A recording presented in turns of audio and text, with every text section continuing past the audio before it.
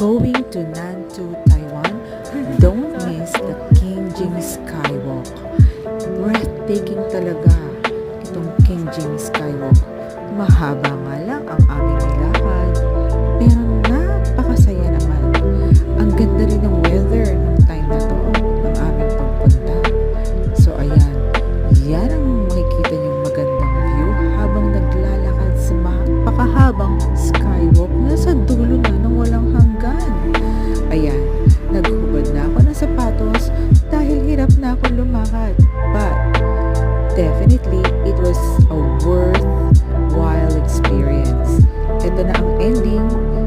Dito na kami nag-lunch in a sumptuous Taiwanese restaurant. So don't miss Qingjing Skywalk.